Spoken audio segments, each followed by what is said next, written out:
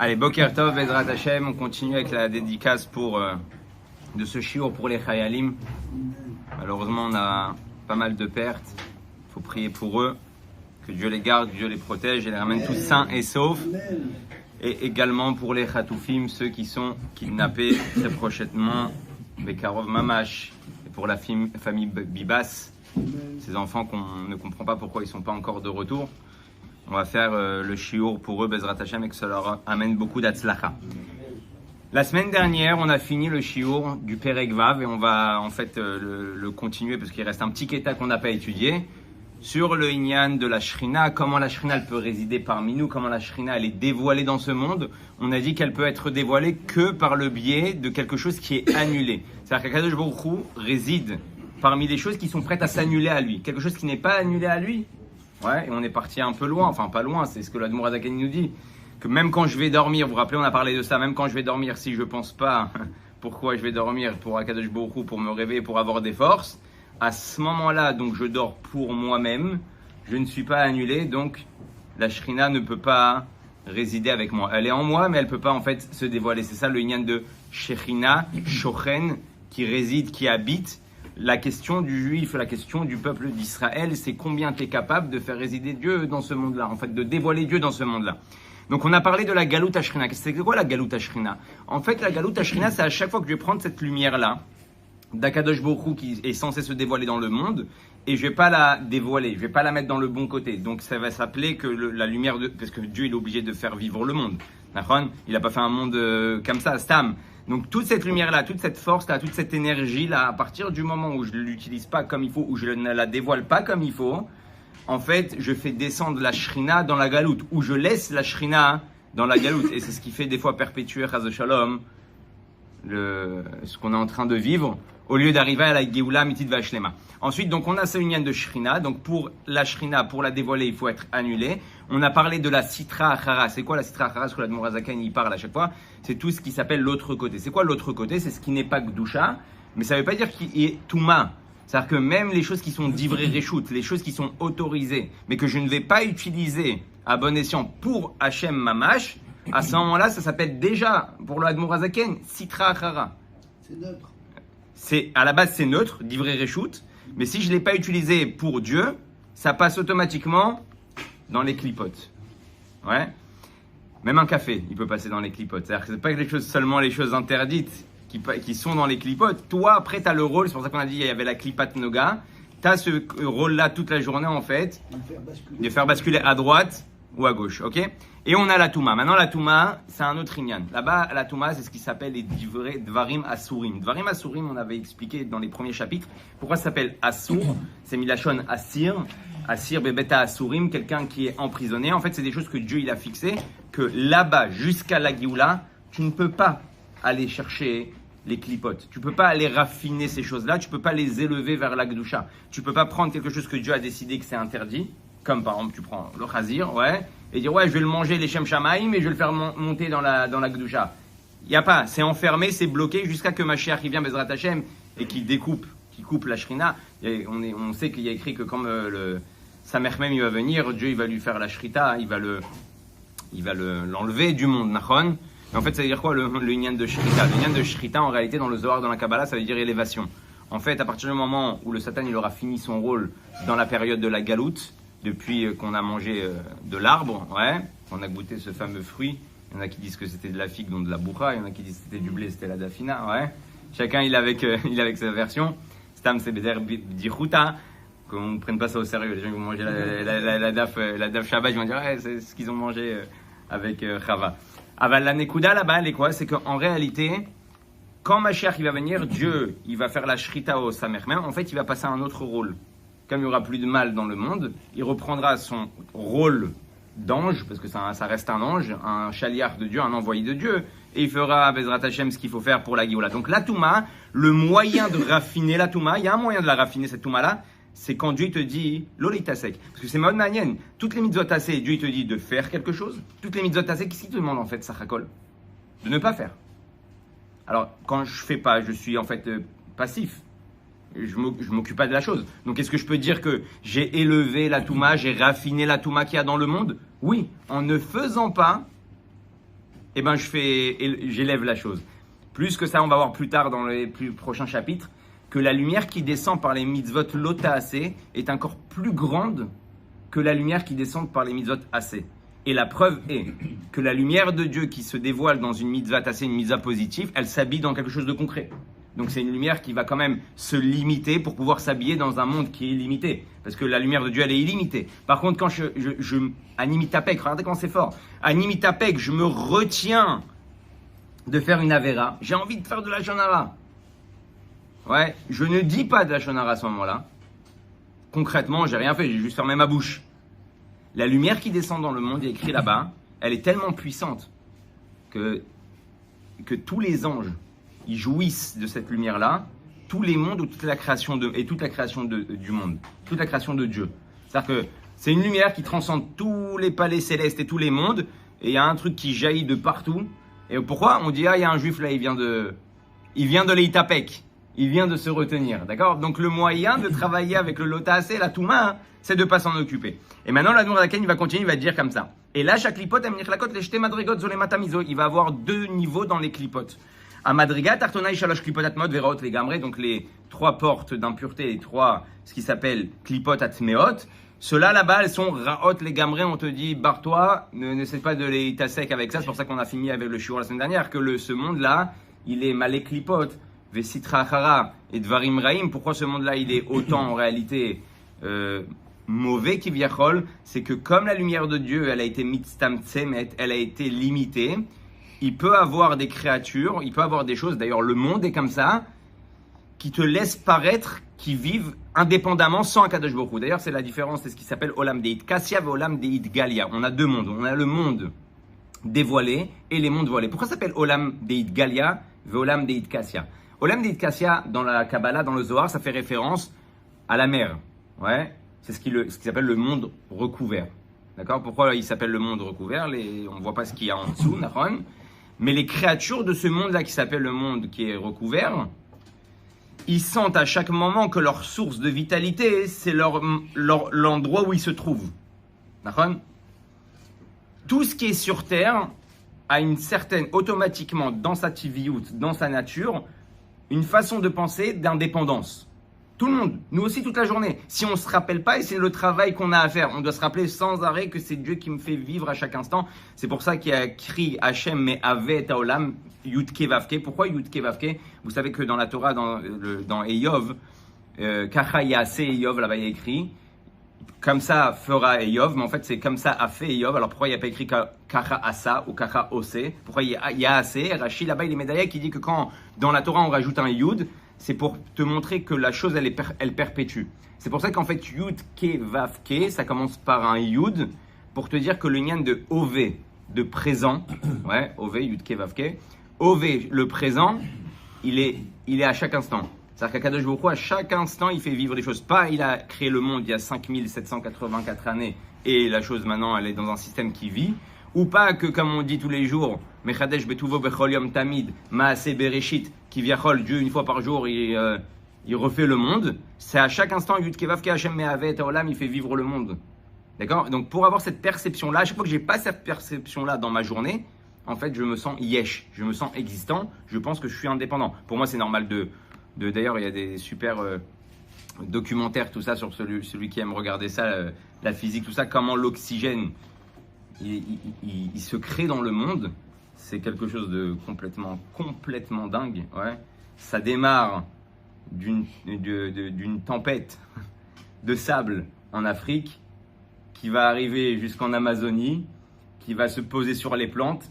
Les plantes, elles vont avec la condensation faire monter des nuages. Ces nuages-là, ils vont retomber dans l'eau. Dans l'eau, il va avoir des micro-bactéries, tout ça, qui vont prendre cet oxygène-là, vers rouler, un truc, c'est complètement dingue. Et après, tu vois les gens qui respirent un peu partout dans le monde. Et il y a des points comme ça, un peu partout dans le monde, qui font tout ce système-là dans la nature pour sortir de l'oxygène.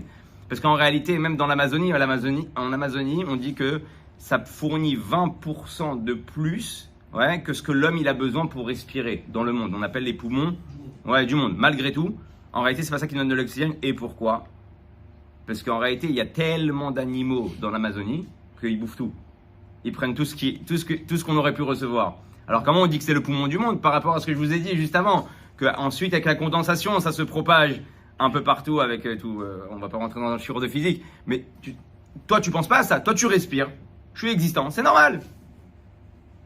Il dit à ce moment-là où tu penses comme ça, tu t'es déjà kiviachol, t'es plus un keli, t'es plus vraiment un réceptacle pour recevoir la shrina parce que tu penses que tu vis normalement. Et tu vis pas avec Akadosh Baruch Hu à chaque instant.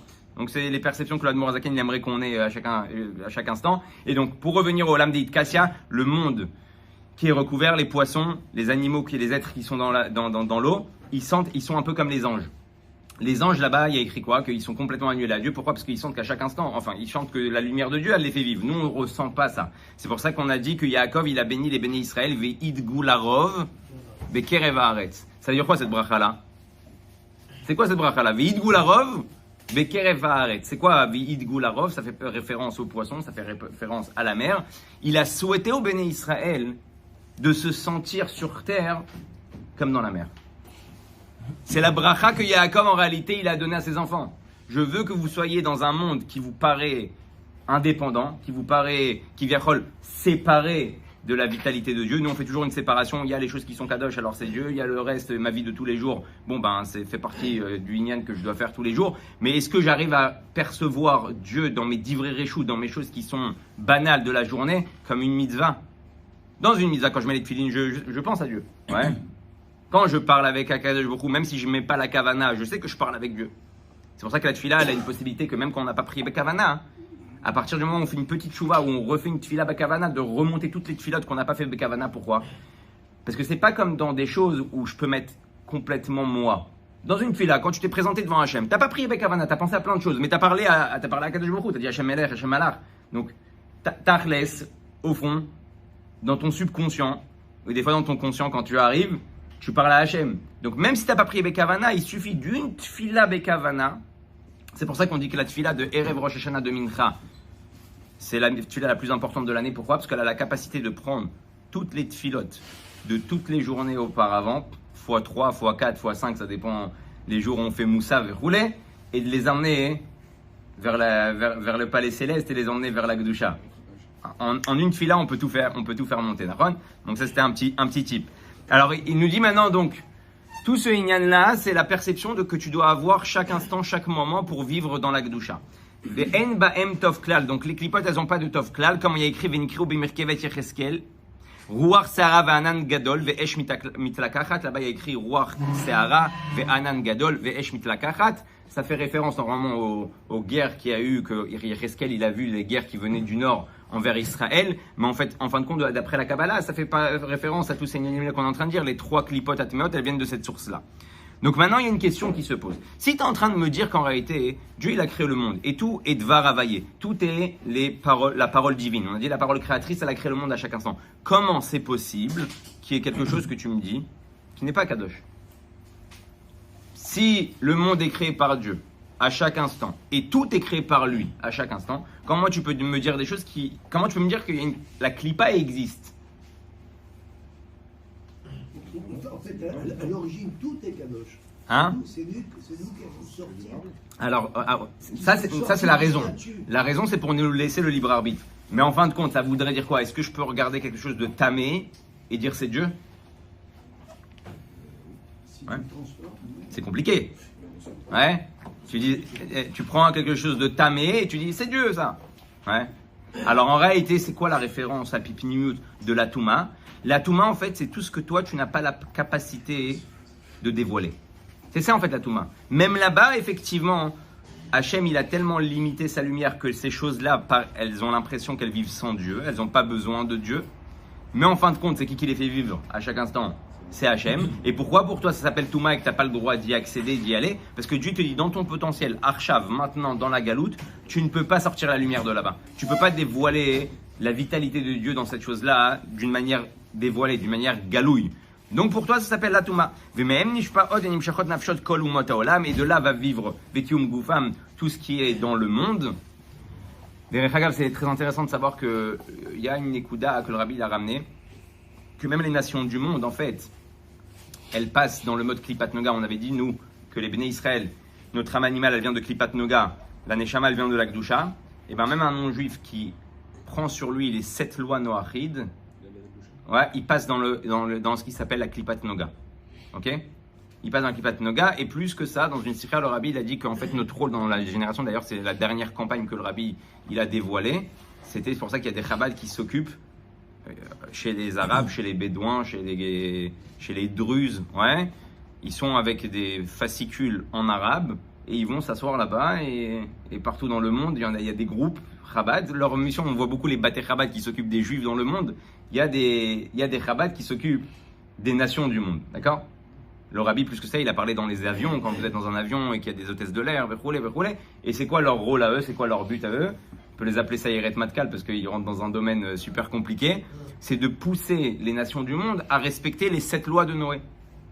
Et plus que ça, le Rabbi dit, à partir du moment où toi, tu vas prendre ton rôle d'éclairer le monde et tu vas expliquer aux nations qu'il faut respecter les 7 lois de Noé, c'est eux qui vont te pousser à construire le Beth Amikdash. Et tu le vois, les nations qui sont attachées à la spiritualité et qui sont dans ce mode-là de cette loi de Noé, c'est eux qui sont à fond, ils sont pro-Israël, pro-Yanim. Et le Rabbi l'a dit, c'est eux qui vont te dire, vas-y, c'est bon, qu'est-ce que t'attends? Construis le Beth Amikdash. Et ils vont activer le processus de la Géoula grâce au fait qu'on a fait notre travail, mais bon, pas tout le monde est capable de faire ça. Maintenant, juste pour arriver au Inyan, un Inyan qui est super important, c'est l'Inyan de Isur Gavra, Isur Chefza. On avait parlé vaguement dans les chapitres précédents. Il y a une question qui se pose. Dieu, il a fixé des choses qui sont interdites et Dieu, il a fixé des choses qui sont permises. Les choses qui sont permises, c'est que la Gdusha, elle est facile à dévoiler. Les choses qui sont interdites, comme on a expliqué juste avant. Maintenant, les Chachamim, ils sont venus. Et ils nous ont rajouté des choses qui sont interdites. Il y avait des choses qui étaient permises à l'Pitora. Et les Chachamim, ils sont venus faire un seyag. Ils sont venus faire une barrière. Et il y a un dion dans les poskim. Est-ce que quand les Chachamim y viennent, ils prennent quelque chose qui était permis à l'Pitora et ils le rendent assourd, ils le rendent interdit, est-ce que ça devient en réalité assourd? En réalité, la chose, elle reste dans le domaine de la Gdusha ou dans le domaine de Klipat Noga, comme on a expliqué plusieurs fois, donc dans ce parvé-là, et eux, tout simplement, ils l'ont interdit. Donc la chose, elle n'a pas changé de statut, mais le statut, il a changé pour toi. Ça s'appelle Isur Gavra, l'interdiction elle est sur l'homme, ou ça s'appelle Isur Chefza. Est-ce que quand les Chachamim ils sont venus, ils ont dit ça c'est interdit, ils ont carrément changé, ouais, la création du monde, ils ont pris quelque chose qui est là-haut, d'après Akadosh Baruch Hu était autorisé, ils l'ont pris, ils l'ont rentré dans les Shalosh Klipot Atmeot, ils l'ont rendu tamé. Ouais, il y a tout un dioun, il y a toute une marloquette, le Admor Azaken, comment il pense? Le Admor Azaken qui est possèque aussi dans le Shulchan Aruch, il vient et dit non, ça devient un Isur Chefza. Hein? Ouais, alors la Nekuda elle est quoi là-bas? Alors on prend ça, Divrei Sofrim, Chamurim, mi Divrei Torah. Dieu en fait, quand pourrait les appeler des Sofrim? Ouais, tu aurais pu Divrei Chachamim. Sofrim, il leur a donné la plume pour écrire ce qu'ils veulent. Ouais. Et à partir du moment, d'ailleurs, je vais vous raconter une belle histoire sur ça, ça va être plus mamriche. Une fois, le Admor Azaken, il y a quelqu'un qui tape un boucher de la ville, il tape chez lui à la maison. Et il lui dit, voilà, je t'emmène un poumon, je t'en prie, examine-le, dis-moi si c'est halak, dis-moi si c'est taref, dis-moi si c'est kasher. Et le Admor Azaken, il s'assoit devant le poumon, et il regarde 10 minutes, un quart d'heure, 20 minutes, il part dans sa sifria, il prend des livres, après il va prendre un autre Shulchan Aruch, après il va prendre des poskim, après il va prendre la Gemara, après... Et comme ça, il ouvre des livres sur des livres sur des livres. Et le boucher, il est là, il attend comme ça, il voit que c'est une angoisse l'histoire. Il dit à Admor Azaken, c'est pas grave, si c'est taref, jette, on passe à autre chose. Le Admor Azaken, tu sais ce qu'il lui a répondu? Il lui a dit, tu parles comme ça, parce que si tu entendais le cri, la voix que j'entends qui sort de ce poumon-là, qui me supplie de ne pas le rendre taref, parce que si je le rends taref, je le mets dans les Shalosh Klipot Atmeot, c'est le poumon qui est en train de me supplier, trouve un éther pour que je puisse être kadosh, pour que je puisse être kasher, pour qu'on puisse faire quelque chose avec moi et m'emmener vers la Gdusha. T'aurais pas parlé comme ça. Donc l'Admor Azaken, il prend un poumon, il se prend la tête, comment il peut prendre un maximum de nitzotzot, de parcelles divines. Il y avait une histoire aussi similaire avec Rav Hillel Miparitch, un grand chassid. On a parlé de lui aussi plusieurs fois. Une fois, il était pareil, il a eu la même histoire. On est venu lui emmener un shor, on est venu lui emmener un taureau à examiner, et il se prend la tête, et il se prend la tête, et il se prend la tête, et il se prend la tête. Le boucher, pareil, lui dit c'est bon, vas-y, base, c'est pas grave, on passe à la prochaine la production. Il faut faire de l'argent, on va pas perdre d'argent. Il lui a dit à 120 ans, ce shor-là, il va venir au Beit Din Shalmala. Et il va venir m'accuser si je le rentamais. Déjà, Kohar de Etera Adifa. Ouais. Donc lui, il cherche le éther, il cherche l'autorisation. Mais il dit, mais si je le rentamais, il va venir à 120 ans me... Ok, viens, je t'emmène. J'avais la possibilité d'être dans la Gdusha. Tu m'as jeté dans les 3 clipotes, les 3 portes d'impureté. Explique-moi comment t'as fait. Il dit, moi, à 120 ans, j'ai pas la force de me battre avec un taureau. Ouais. Donc c'est pour ça que je me prends la tête. Mais c'est des choses qui sont très chmimiques, qui sont très spirituelles. Mais on comprend comment en fait le monde il fonctionne et pourquoi les chachamim ils se prennent autant la tête pour trouver un éther et rendre la chose kadosh. Elle dit venafshot kol balei chaim atmim basurim ba'achila vekiyum gufam vekiyum chayut vechayut kol machalot asura vatzomer kmo orla vechila kerem ou kmo shekatu be'etzraim shar mem tet perek vav. Et là il dit donc tout ce qui va vivre, tout ce qui est tamé, tout ce qui est interdit, ils prennent leur force, leur vitalité de ce qui s'appelle les 3 portes d'impureté. Par exemple, il y a aussi dans le tzomeach, pas seulement dans le chai, pas seulement dans les animaux, dans le tzomeach, il y a des choses qu'on n'a pas le droit de consommer. D'accord ? Les 3 premières années, quand c'est kilaim, quand c'est kerem, quand c'est roulé. Donc, or là, toutes ces choses-là, sachez une chose, c'est que pendant ces années-là, l'arbre et ce fruit-là, ils puisent des 3 portes d'impureté. C'est-à-dire que si tu manges cette chose-là, les gens, ils sont pas makpid. Dans les troumot, les maasrot, les inyanim, ouais. Les gens, ils sont pas makpid dans ces inyanim-là. Ils disent, bon, c'est un fruit, c'est une banane. Mais si cette banane, elle est hors là, c'est pas que c'est mort. C'est comme tu manges du chazir. Au niveau rouchani, au niveau spirituel, le chazir, il prend sa force des 3 portes d'impureté. La banane qui est dans les 3 ans, elle prend sa force des 3 portes d'impureté. T'as fait la même chose. Et donc, il est en train de te dire, c'est pour ça que on doit être makpid sur tous les inyanim. Aval, regardez, pourquoi on parle de tout ça? On dit, bon, c'est super intéressant quand on travaille. Maintenant, c'est quoi le but de tout ce qui nous raconte l'Admor HaZaken? C'est d'emmener la Géoula. La Géoula, en réalité, elle se passe comment? En réalité, plus la Touma, elle prend sa force. D'où elle prend sa force, la Touma? La Touma, elle puise sa force de la Gdusha, indirectement. Comment? Quand toi, tu leur donnes la possibilité de prendre de la force. Si toi, tu fais des avérotes, avec, on va voir aussi même dans ta parole, ta pensée et tes actions, tu vas faire des avérotes, tu leur donnes, comme toi, tu es censé être kadosh, tu leur donnes du budget. Boum, boum, boum, boum, boum, boum, boum. Déjà, toi, quand tu passes dans ce domaine-là, tu te branches à eux. Ouais, donc maintenant, il y a une connexion Wi-Fi. Ouais, airdrop, tac, tac, tac, tac. Eux, ils te prennent et eux, ils te donnent. Ouais, aussi, comme ça, tu peux vivre, mais tu vis dans la Touma. Quand tu vis dans la Gdusha, tu te branches à Kadosh Baruch Hu directement. Donc, plus on va faire attention à ne pas toucher ce domaine-là qui est Touma, et plus que ça, on a dit Klipat Noga, à chaque fois que je vais prendre quelque chose de parvé, un verre d'eau, et je vais pas le boire, les Shem Shamaim, pour Akadosh Baruch Hu, en réalité, je vais le faire passer aussi dans la Touma. Donc pareil, je me rebranche de ce côté-là. Et quand je me rebranche de ce côté-là, je lui donne de la force. Ils ont un verre d'eau en plus, ouais. Ils ont quelque chose de matériel en plus à tirer. Donc en fait, c'est comme ça qu'on fait persister la galoute. Et c'est ça le but en réalité de t'expliquer tout ça. Plus tu vas te brancher à la Gdusha, plus tu vas prendre les Gnani Réchout de tous les jours et tu vas les faire passer dans la Gdusha, moins ils vont avoir de budget. Quand ils n'ont plus de budget, ils crèvent. Quand ils crèvent, c'est la Goula. C'est le dévoilement de Dieu. Donc c'est pour ça que l'Admor HaZaken il s'entête autant à nous faire bosser les Shem Shamaim. Parce que si chacun d'entre nous il prend sa vie de tous les jours, dans la pensée, dans la parole, dans l'action et dans tout ce qui l'entoure, des choses pas interdites, des choses permises, ouais, et il les met que dans la Gdusha, ouais, c'est un gros travail. Automatiquement, toi tu descends du budget, moi je descends du budget, on descend tous du budget. Fin d'année, ils ont plus à bouffer.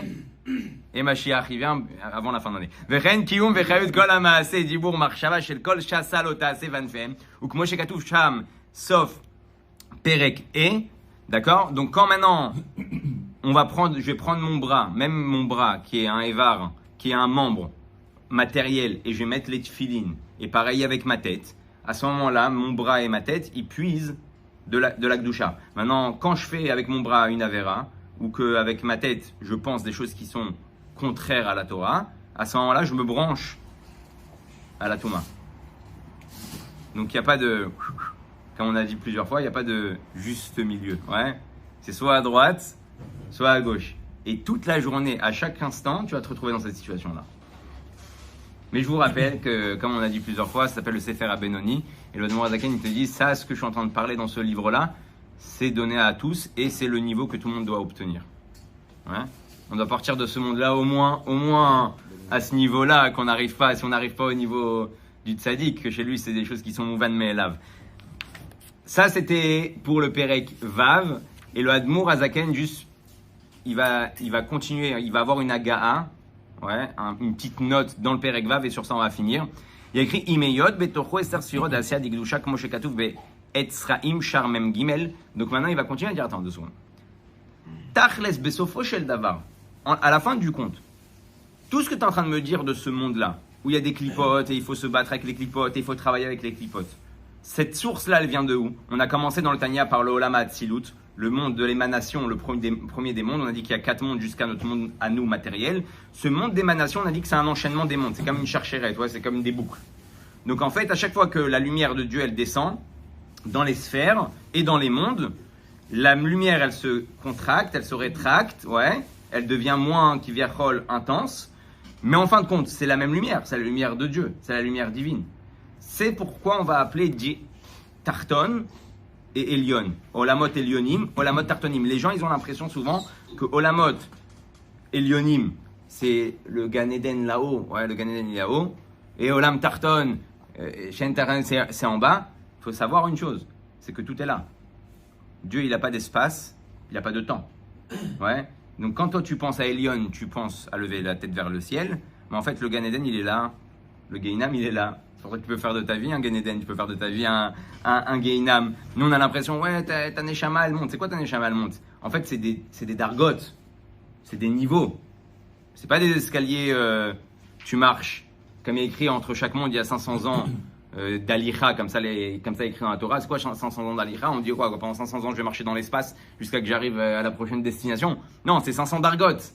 C'est 500 niveaux qui t'emmènent à la prochaine étape, en fait, qui se retrouve tout ici. C'est pour ça que les tzadikim, Bemitatam, Kruim Chaim, un tzadik, même quand il est plus là, il est dans ce monde. La preuve en est, c'est qu'il est poël dans ce monde. Ah, mais il est au Gan Eden. Quoi, ils ont un tramway tous les matins, ils redescendent, ils repartent? Non, parce que Akol Nimtsakan. C'est pour ça qu'il y avait des tzadikim qui pouvaient la Riach Gan Eden Baolamazé. Ils pouvaient ressentir l'odeur du Gan Eden dans ce monde-là. D'accord? Alors pourquoi ça s'appelle Tarton? Parce que c'est un monde bas avec des clipotes. Maintenant, c'était quoi la volonté de Dieu de faire ce monde-là? On a dit, il y a une Yad Manienne. Le Rabbi Rachab, il dit qu'il y a 3 raisons qui sont notées et pourquoi Dieu, il a voulu créer le monde. Une des raisons, c'est ce qui s'appelle chez Galé Shlemut Kochotav. Ouais, il voulait dévoiler sa force, sa puissance, de pouvoir créer un monde limité avec de l'illimité. Ouais. Mais le Admor Azaken, le Rabbi Rachab, il repousse cette raison-là. Il dit, parce que dès que tu as fait le monde de l'émanation, le premier des mondes avec la lumière qui était très puissante, déjà, dans ce monde-là, hein, tu as créé ce qui s'appelle des kélim, ouais, des ustensiles, et déjà, à ce moment-là, tu aurais pu t'arrêter et dire, voilà, là-bas, déjà, on voit ma puissance et ma force. Une deuxième raison, donc il repousse. Donc si Dieu, c'était son but ultime, il serait arrêté au monde de l'émanation et ça aurait suffi pour faire dévoiler ses kochot.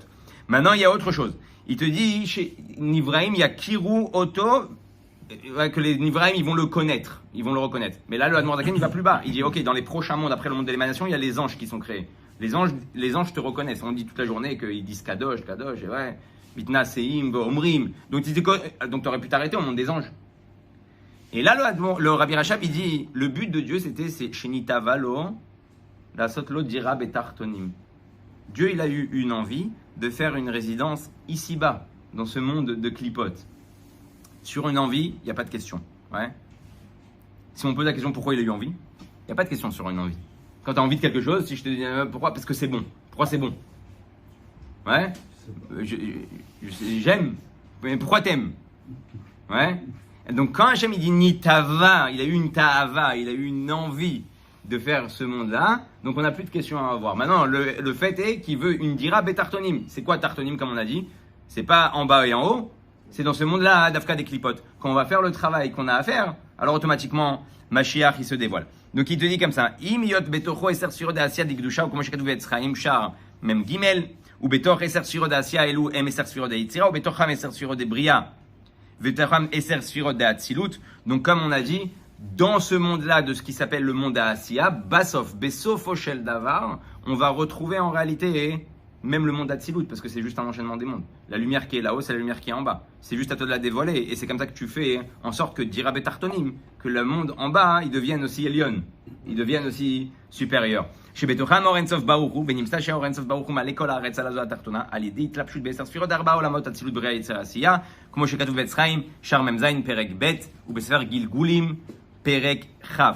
Donc ça, c'est la fin du 6e chapitre. Mais juste pour finir avec une Nekuda, hein. Je vais finir avec une Nekuda que je me suis écrit là. Hein. Ok.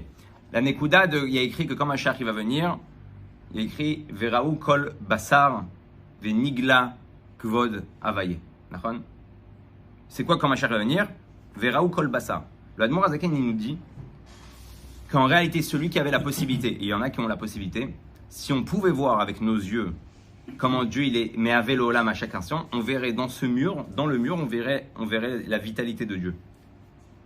On verrait des lettres, ouais, comme dans Matrix. Ouais. On verrait, c'est comme ça que le monde a été créé. D'ailleurs, eux, ils se sont inspirés de la Kabbalah pour faire ce film-là.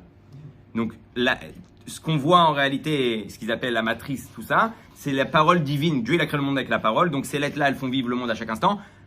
Toi, tu ne les vois pas. C'est comme Internet. Derrière, il y a du HTML, il y a des codes. Tu appuies sur Enter, tu vois des vidéos, tu vois des photos, tu crois que c'est une image. Mais derrière se cachent des codes. Dieu, il a créé le monde avec des codes. Ces codes-là, il y a des tzadikim qui arrivent à les voir. D'ailleurs, on témoigne sur le Tzemar Tzedek. Le Tzemar Tzedek, à la fin de sa vie, il a demandé à ses chassidim d'arrêter de venir le voir pour lui poser des questions sur la matérialité du monde. Il leur a dit parce que je ne vois plus d'image, je ne vois plus la matière, je vois que les lettres. Donc vous me parlez d'un char, vous me parlez d'un vous me parlez d'un taureau, vous me parlez de dollars, vous me parlez d'argent, moi je vois que des lettres. Donc arrêtez de venir me poser des questions. Comme ça, le Tzemar Tzedek, il a témoigné sur lui à la fin de sa vie. Donc la demande Zaken dit si on avait la perception, c'est ce qu'on verrait. Quand Mashiach va venir, c'est ce qu'on va voir. Venigla Kvod Hashem. Maintenant la question elle est, le Rabbi Rachab il donne un très beau machal.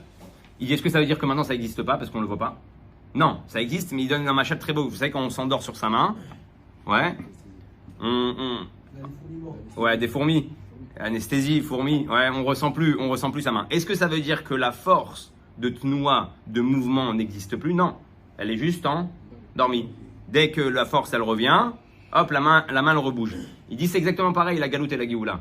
En fait, dans le monde, il y a la force de création d'Akadosh Baruch Hu à chaque instant, mais comme on est en galoute, c'est comme une main endormie. T'arrives pas à la bouger, t'arrives pas à voir les choses.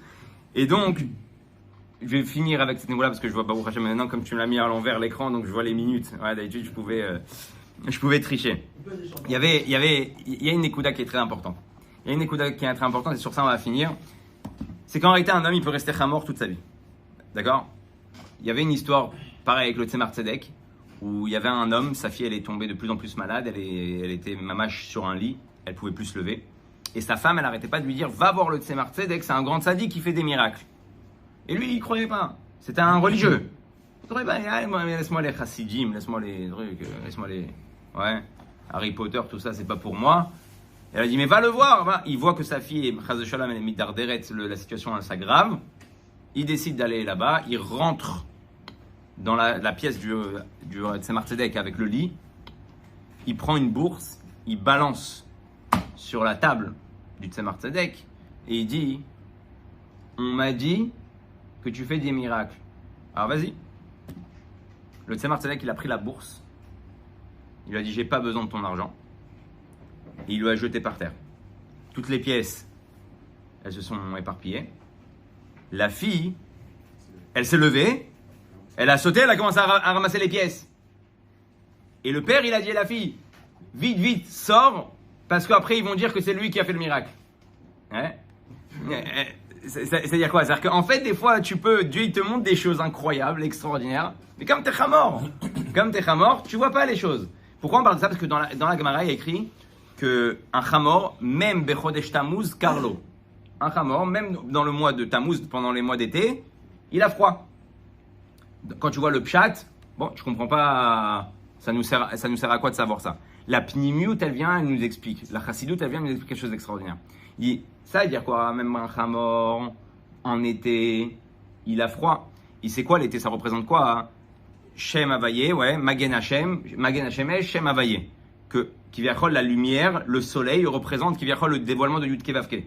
D'accord? C'est pour ça qu'il écrit que quand Mashiach qui va venir, Dieu il va sortir le Shemesh, le soleil de son article, de sa poche, pour donner la réfoua, pour éclairer. Ça fait référence à quoi? Au dévoilement de Dieu. En fait, c'est ça qu'a fait référence le soleil dans la Kabbalah. Un dévoilement divin, d'accord? On va pas parler de la lune, pourquoi elle est mékabelette du Shemesh, c'est encore un autre sujet. Mais le Shemesh, c'est le but. Il dit, quand je te dis que le Chamor, même en été, en fait, c'est quoi le Chamor? Chamor milachon chomer, chomriut, ouais, la matérialité du monde. Quand tu es en mode matérialiste, en réalité, même s'il y a le Shemesh dans ta vie, même s'il y a le dévoilement de Yud Kei Vav Kei, car lecha, t'as froid. Ouais, tu restes froid, tu restes indifférent par rapport à ce que tu vois tous les jours. Et on peut chercher des grands miracles. Souvent, on cherche le grand soleil.